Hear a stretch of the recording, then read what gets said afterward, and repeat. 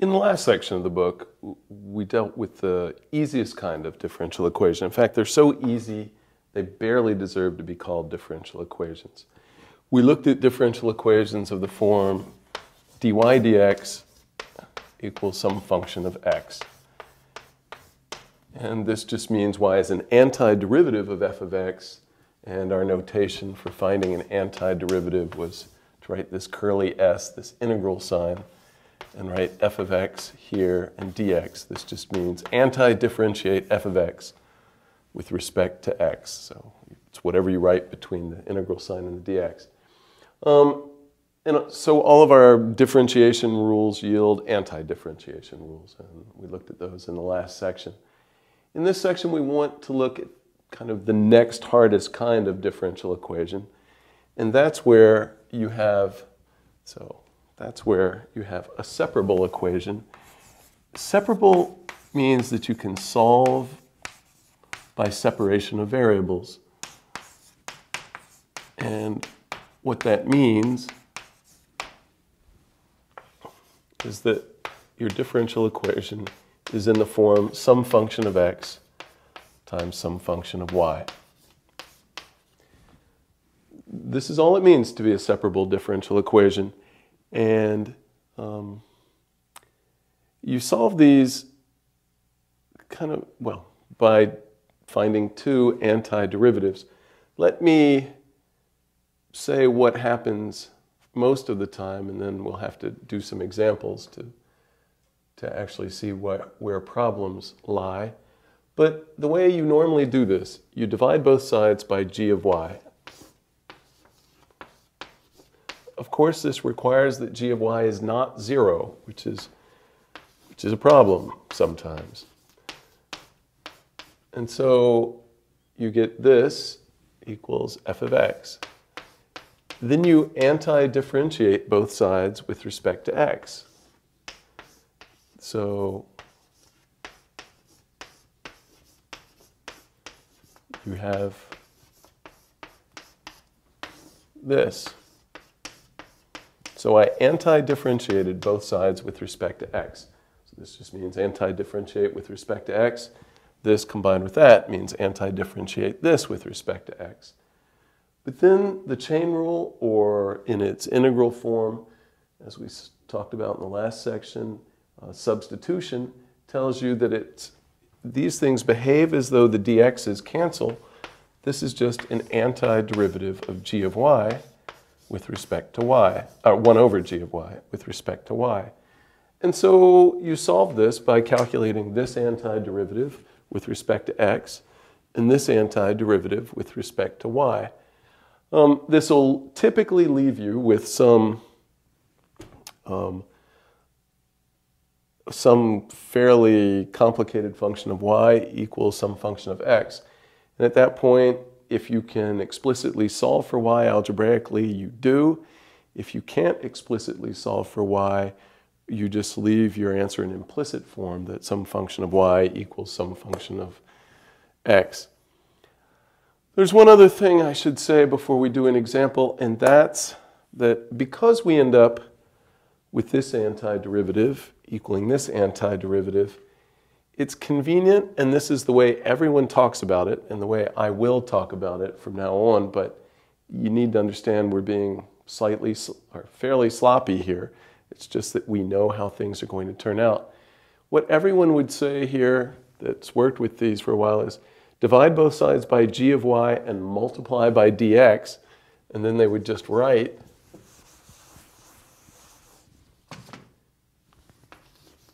this equals f of x dx.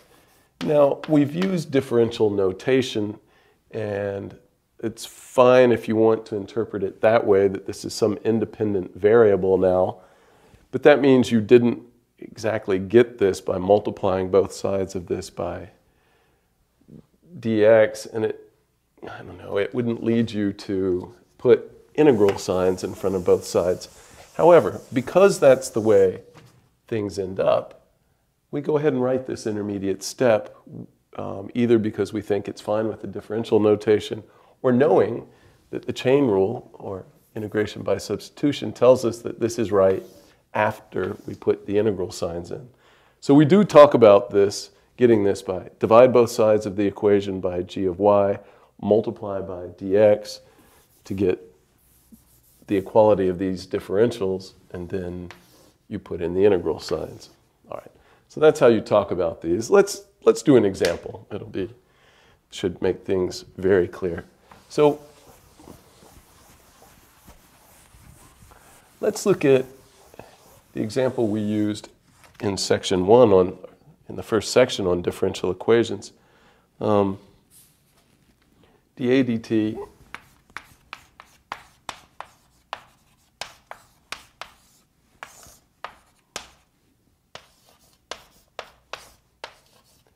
equals t times a squared. All right.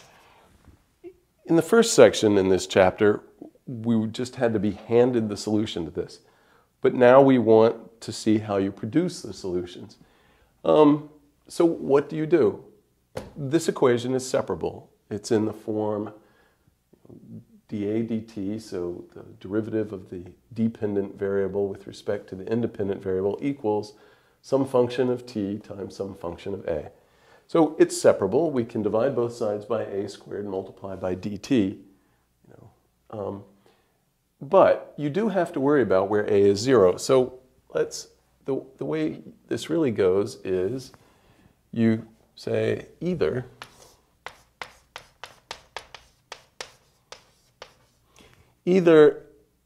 a squared equals 0 or a squared is not 0. And if a squared is 0, or a is unequal to 0. Now, a is a function of t. So do I mean equals, or do I mean for all t or for some t? Well, I'll make that clear. But right now, let's suppose that a is always 0 as a squared is always 0 as a function of t. That means that a itself is 0. Well, then that is a solution to this differential equation. The constant function, a equals 0, then is the solution to this. Why? Because the derivative of a constant is 0, and if capital A is 0, then certainly a squared is 0, so this side is 0. This is a solution. It's called an equilibrium solution, one of these constant where a is constant. This is called an equilibrium solution.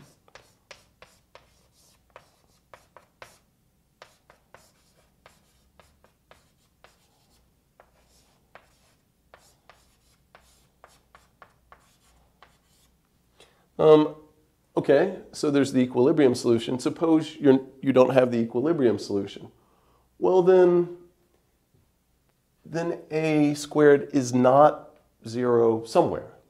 Right? If a isn't always 0, then there's somewhere where it's not 0. And since a squared is a continuous function, if it's not 0 somewhere, it's not 0 on a whole interval containing that. So what we do is we break this up into two cases, where a is always 0, or you assume you're on an interval where a is never 0. So now we assume, so now we're in the case, or a is not 0. And I mean that it's not 0 at any value of t in some open interval where we're going to get a solution.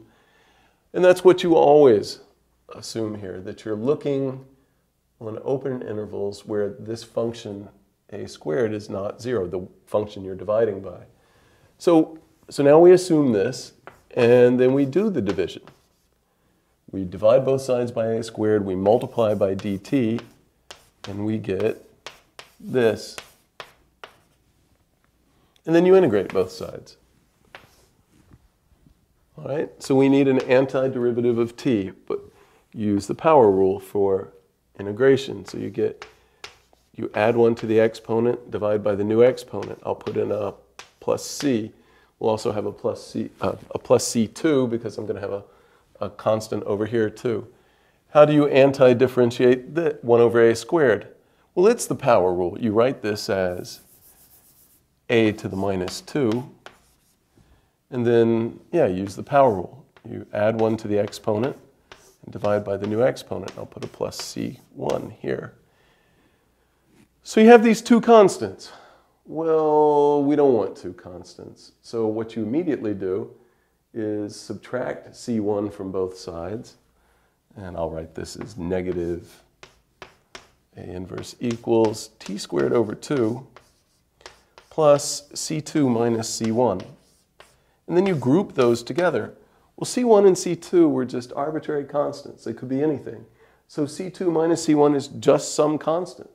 And we might as well just call it C. The whole C2 minus C1, just call it C. It could be anything.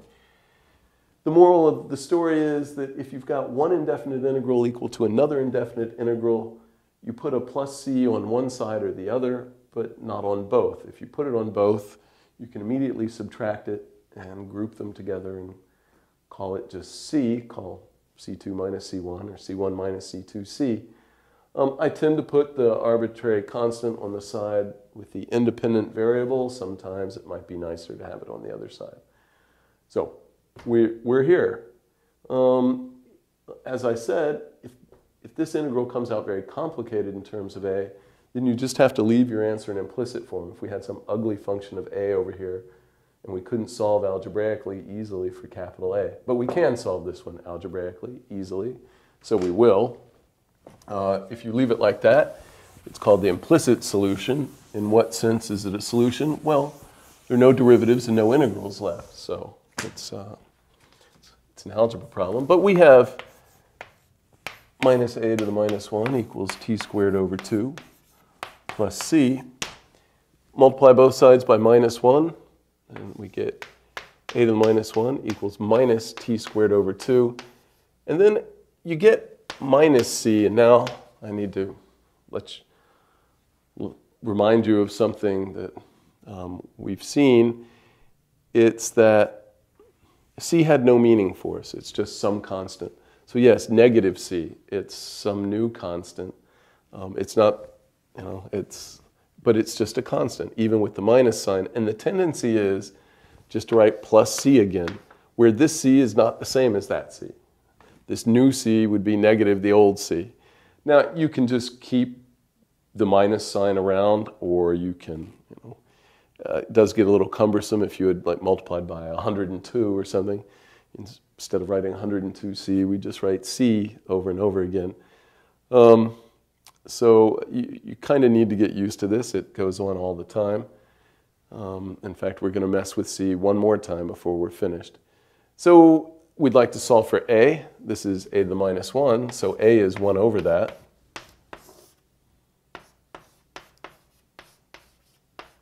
It's this. It's important that it's 1 over this entire sum. You don't just take 1 over this part and then add a C. It's 1 over the entire sum. A fraction in the denominator of this fraction is kind of aesthetically unpleasing. You don't have to do what I'm about to do, but I like multiplying the numerator and denominator by 2 to get 2 over. And then this 2 would cancel with that one. You get a minus T squared. And then you get plus 2C, but C has no meaning for us. So it's just 2C would just be some real number just like C was. So we just usually call it C again. And so what we find are that the solutions to dA dt equals TA squared, well, there are two kinds of solutions. There's the equilibrium solution, A is as a function of t is 0, and then there's the other solutions, which are all of this form. Okay, and we are really, with this solution, you only use this on intervals of t where A does not hit the equilibrium solution, where A squared is not 0, right? So we don't want A to be 0. It's sometimes true that the solution you produce extends through these places where this function hits 0. That's fine. Then you have a solution defined on a bigger open interval.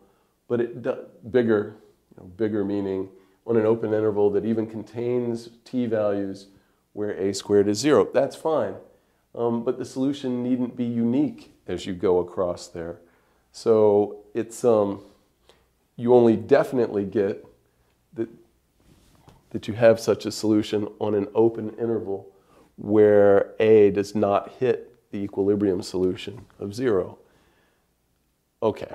All right. Why don't we look at another example of separable equation? Why don't I state generally what you do and after this example, and then we'll look at another one. So what I've just said is supposed to make it clear that there are two kinds of solutions to differential equations, separable equations, that you need to look for.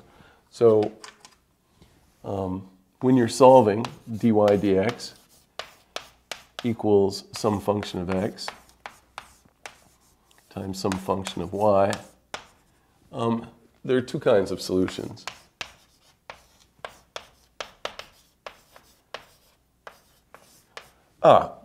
To know that antiderivatives exist, we will need it's a theorem. It's really part of the fundamental theorem of calculus. We will assume f of x and g of y are continuous.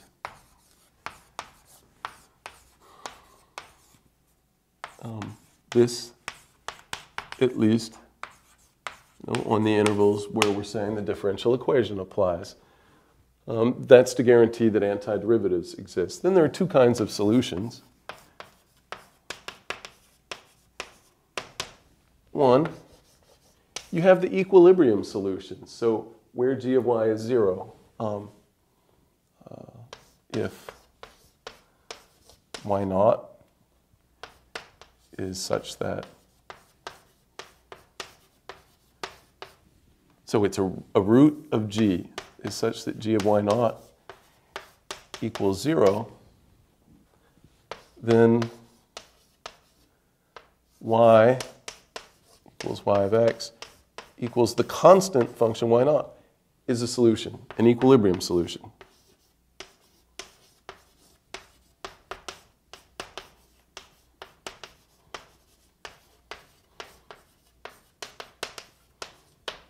Right? Because if g of y naught is 0, then what?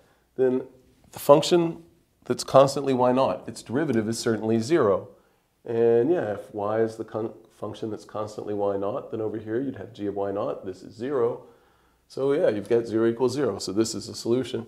And then there's 2 if g of y is not 0 on an interval.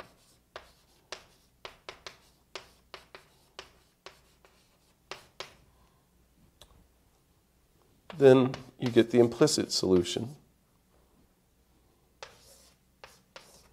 that an antiderivative of 1 over g of y with respect to y equals the antiderivative of f of x with respect to x. So what you get if you divide both sides by g of y, multiply by dx, and integrate.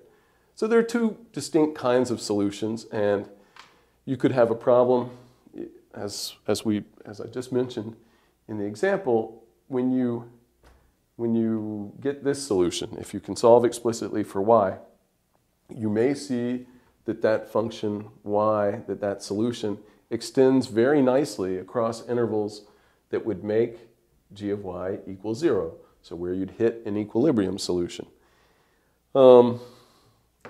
That's true.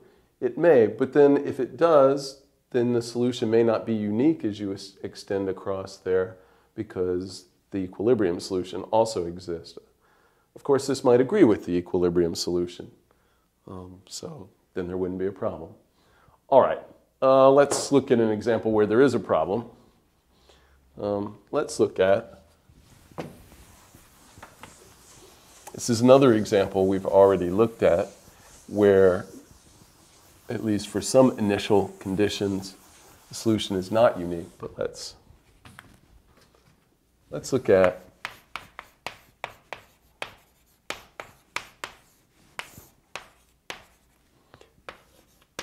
dy dx equals y to the 2/3.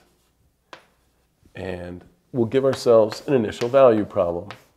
We'll say that when x is 0, y is some value y naught. Okay, well, how do you find the general solution of this differential equation?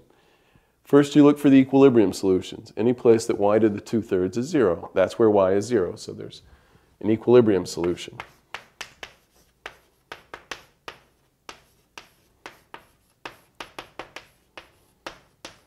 Y equals y to the x is always 0, or y of x is always 0. So the function that's always 0 satisfies this. Of course, if your initial y value is not 0, then this won't be a solution to this initial value problem. But I'm ignoring the initial condition temporarily and getting the general solution. And then, aside from the equilibrium solution, you assume that y is not 0. You divide both sides by y to the 2/3, or what's the same thing, multiply by y to the minus 2/3. Multiply both sides by dx, you'd be left with 1 over here times dx. So you get this, and then you integrate both sides.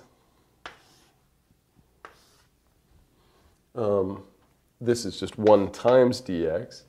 This is y to the minus 2/3. You integrate using the power rule for integration, so you add 1 to the exponent. You get positive 1/3 divided by 1/3 equals x plus c. Multiply both sides by 1/3. You get y to the 1/3 equals 1/3 x plus 1/3 c, but c has no meaning for us, so we'll just call it c again. And then you cube both sides. And so you find the solution y equals 1/3 x plus c quantity cubed. It's important that the plus c is inside the parentheses. It's cubing this and adding c cubed is not the same as adding c and cubing the quantity. So we get two kinds of solutions. This, the equilibrium solution at 0, and this. So these together form the general solution to the differential equation. But what about the initial condition? So these are not solutions to that initial value problem, necessarily. It depends on what y naught is. So, what do you do?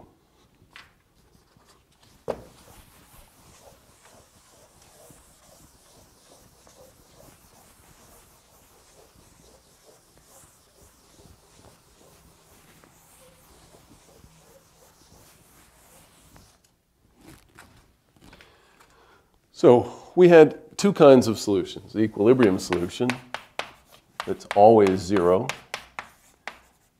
And then this other solution, other form of the solution, which is 1/3 x plus c quantity cubed. Great, that's the general solution to the differential equation. But suppose now we have the initial condition. Y sub y0 is y naught. Well, this breaks up into two cases.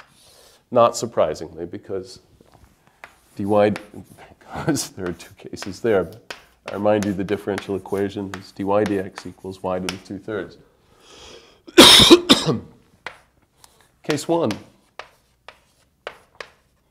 Suppose y naught is 0. Okay. Then which of these things? So here are what all our solutions look like. Suppose y naught equals 0. Well, then this is certainly a solution to the differential equation. So solution, or to the initial value problem. Solution to the initial value problem. I'm allowing for the possibility there's more than one.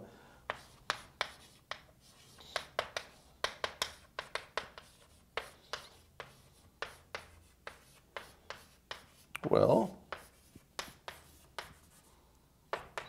so there's certainly the equilibrium solution because it satisfies this initial condition. This solution, we produced it by assuming that y was not 0. And yet, certainly the solution, the function exists. The function exists and can give you y equals 0 without causing the functional problem. Right? If we want when x is 0, y is 0, we just need c to be 0. So if you want, can you let this y be 0 and find a value for c? Yes. So you get 0 equals 1/3 times x at 0 plus c cubed. So you need c to be 0. And if c is 0, then y is x cubed over 27. Is this really a solution to the initial value problem? Well, it certainly satisfies the initial data, right? When x is 0, y is 0. And because of how we found it, you can double check, but certainly if you take its derivative, if you take dy dx and you raise y to the 2/3, you do get the same function of x. So yes, this is a solution. Both of these are solutions to the same initial value problem. The solution is not unique. Why is that able to happen? Well, because we produced a unique solution, that the solution had to be this on an interval where y isn't 0. But now we let y hit 0, and the function is perfectly well defined, and now it gives us an extra solution where y, that bumps into the equilibrium solution. So yeah, these are two solutions to the initial value problem. In fact, there are more solutions to the initial value problem if y naught is 0. Why? Well, because we can take pieces of these two solutions. We could also take the function y is 0 if x is less than or equal to 0, and x cubed over 27 if x is greater than or equal to 0. I'm allowed to include the case equals 0 both places because when x is 0, this is 0, and this is 0. This certainly satisfies the initial condition. It's also true that it'll satisfy the differential equation. There might be some question in your mind as to whether this function is actually differentiable when x is 0 because it's defined in pieces, but it is. And I won't verify that, but it is. And so this is another solution. Or we could take x cubed over 27 first and then 0. So there are at least 4 different solutions to this initial value problem. Y of 0 equals 0, and dy dx equals y to the 2/3. Okay, what about if y naught is not 0? Well, then surely we're okay there. Well, yes and no. It depends on what you mean.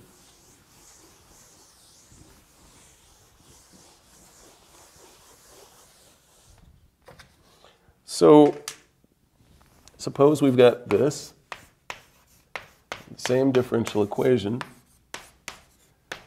but y at 0 equals some y naught that's unequal to 0.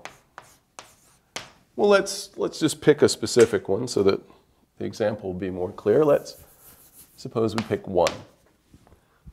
Then surely we get a unique solution to the separable differential equation.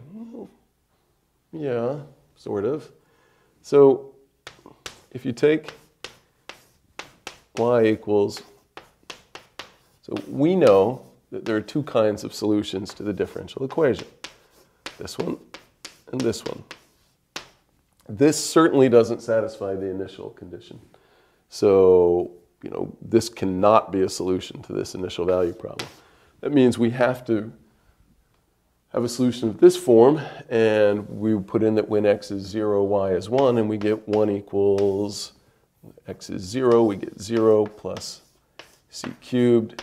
So c cubed is 1, so c equals 1.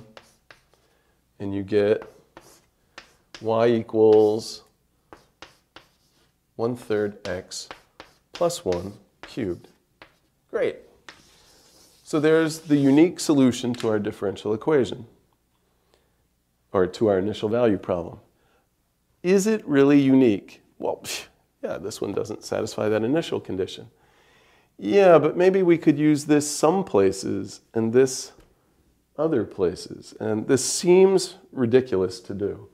And yet the whole point is, well, part of the point is that solutions to differential equations are you only expect them to be good, or you're kind of happy if you can find a unique solution. You're happy if you can find a unique solution near the initial data. So near where x is 0, this is certainly the unique solution. There's an open interval around x equals 0 in which this is the only solution to that initial value problem. But if you let x get too big, how big? So that this runs into this equilibrium solution. So if you let x be -3, right? Suppose you take this function. When x is -3, y hits 0, which is the equilibrium solution. Does that cause a problem? It depends on what you mean by a problem. So here's the real number line. And we're given an initial condition when x is 0. Great. And we only expect our solution to be unique and unique, so good, around near the initial data in some open interval containing x equals 0. But what's happening here is that if you go all the way down, if you try to use this solution all the way down to where x hits -3, so this would be the unique solution everywhere on the open interval from -3 to infinity. This is the unique solution to that initial value problem. However, if you allow yourself to hit the y value 0 so that you would run into the equilibrium solution, then suddenly you can pick up other solutions. And it looks silly to do what I'm going to do, but it's like what we did a minute ago. You can use the 0 solution if x is less than or equal to -3, and then pick up this solution, the 1/3 x plus 1 cubed solution, if x is greater than or equal to -3. And again, you can include -3 both places because they agree. This function is differentiable, it satisfies this differential equation, and it satisfies this initial condition. So this solution is unique near the initial data, but it becomes non-unique where you try to extend this to a y value where you run into an equilibrium solution, a y value that makes this right-hand side 0. So the moral of the story, I'll say it again, you hope to produce unique solutions near your initial x value, and maybe they're unique on the whole real line, but maybe they're only unique on open intervals containing your initial x value. All right, let's look at one more example, and then we'll stop. The applications, a lot of the applications of differential equations are in the next section in the book. So let's just look at one more example of a separable equation. So let's look at dy dx equals y times the cosine of x.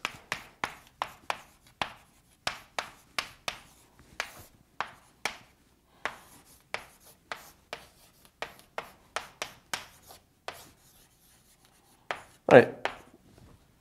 You should go ahead and record that there's an equilibrium solution where y is 0.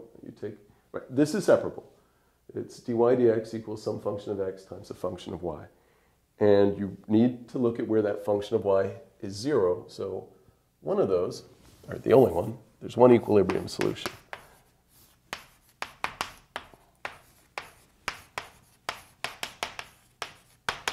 Y equals y of x is always 0.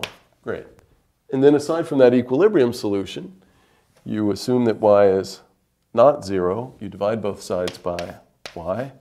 You multiply by dx. And you get this. You get 1 over y dy equals cosine of x dx. You integrate both sides.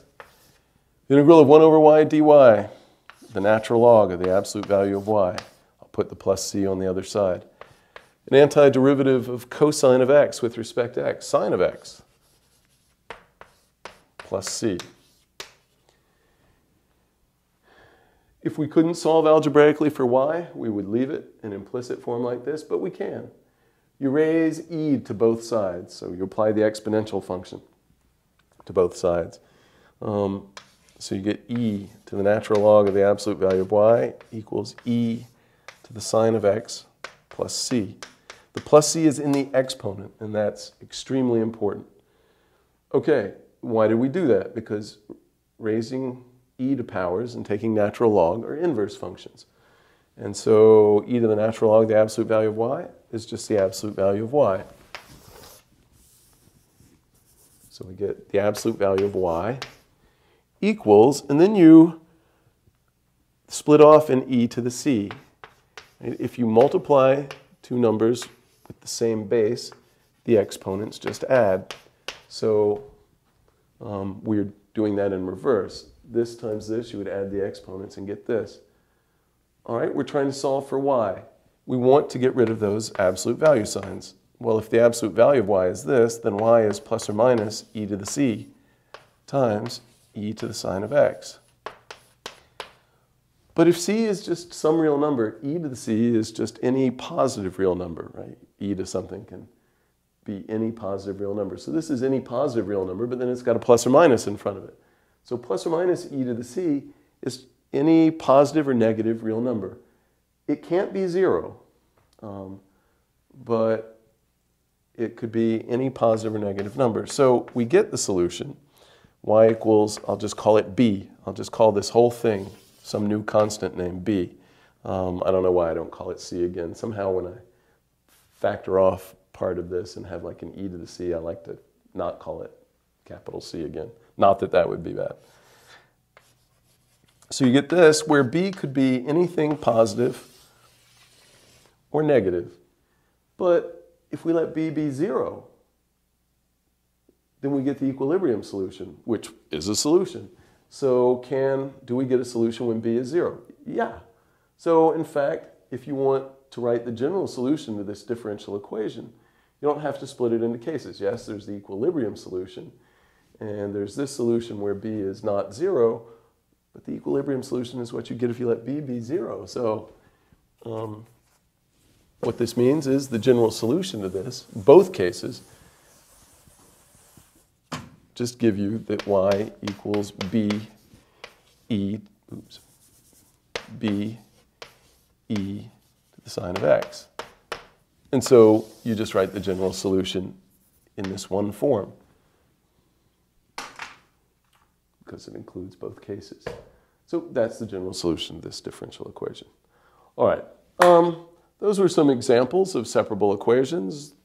Solving separable equations goes just like this. The function of y that you get can be almost arbitrarily bad, so that it could be impossible to solve for y. Of course, in my examples, I could solve for it, but in other problems, you might not be able to, and you just leave your answer in implicit form. All right, we'll do quite a few applications in the next section.